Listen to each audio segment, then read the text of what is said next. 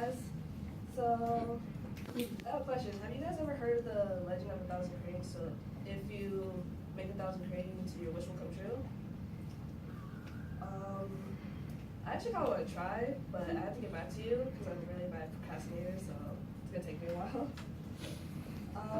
So the object origami, basically folding paper cranes.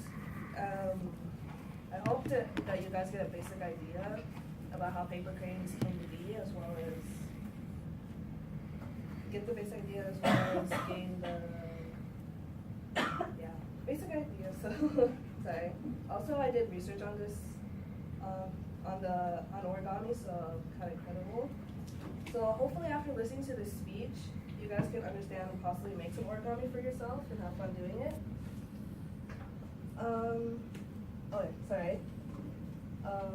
The three things I'll go over is how the origin of origami, as well as how it evolved and to what it is now and what they do now, as well as talk about the legend that I mentioned about in the attention getter. So now I'll talk about the origin of origami. So origami is basically paper being folded into like a three-dimensional shape, sorry, such as a crane, which anyone can make nowadays. So the two parts of the word, ori means to fold, while kami means paper or god as well in Japanese. So it basically translates to folding paper, which is pretty cool. Origami is believed to be started in China, since they kind of invented paper first, so kind of makes sense a little bit. So Japan first picked it up in the late 6th century. So when it was introduced in the late 6th century.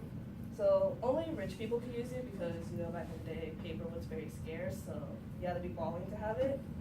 So folding paper was, back in the day, was mostly used for weddings as well as for ceremonial reasons, as well as religion, like in the Shinto religion, which are seen usually on the shrines in Japan as well, which is pretty cool. Also, in the website, I found the history of origami, no history of publication found really. Some of the earliest examples of paper folding with cutting are shide, which is that's what it is. There's zigzag-shaped paper, which is used for purification rituals. So you can go get pure there. I just talked about the origin of origami, so now I'm going to talk about like kind of how it evolved a little bit and the trend of it. So what I mean by it is like people nowadays, like if you come across origami, you're gonna basically just start doing it and stuff, start making it and stuff, because you're like, oh, instructions on how to do it, kind of like how paracords came to be. People are like, oh, it seems cool to make. Also, you could use it as little gifts to give to people, because it's kind of nice to have someone make you something and everything. Like you can give it to your kids, your friends and everything, put it in little jars, which is nice. Also, they dedicated a whole class in it.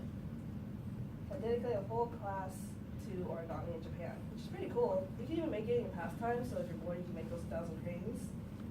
I kind of talked about how it's evolved in Japan nowadays, as well as here too, because people still make it here. I'm going to talk about the legend that you guys all been wondering about. Oh yeah, some other things you can actually make too. You can make that. I don't know. I don't have time for that. And you can even make little elephants and whatnot, which is cute. The legend of 1,000 paper cranes, which is also called Zenbatsuru, which means 1,000 paper cranes in Japanese. The legend behind it is if you make 1,000 cranes, your wish will come true. Much like how we actually, the legend really came to be when this girl named Sasaki Sadaku, her and her father, she was a girl who survived the Hiroshima atomic bombing back in World War II when she was like 2 years old. A couple of years later, when she was about 7, she was diagnosed with leukemia. So basically, she's kind of set to die, basically.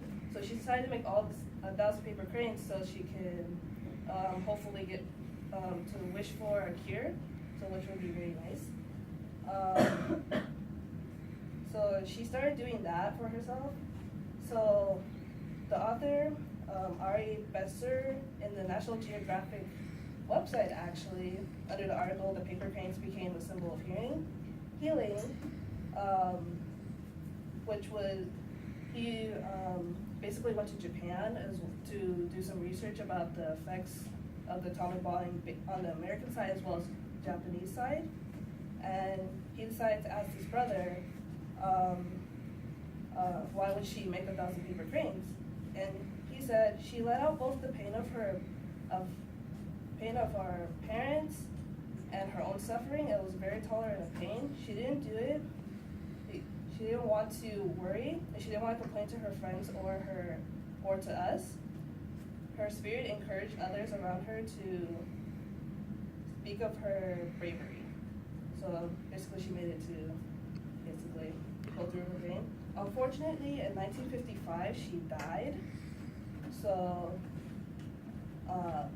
that's about it. It's really sad, but sorry. So I just talked about the legend of 1,000 cranes. So now I will be concluding my speech. Basically, I talked about the origin of origami as well as how it evolved in Japan, and I also talked about the 1,000 paper cranes. I hope after listening to the speech you kind of get a better understanding of how it evolved and everything. I hope you guys kind of have that motivation to make some cranes as well, because they look really fun. Also, are you guys willing to make 1,000 cranes to make a wish?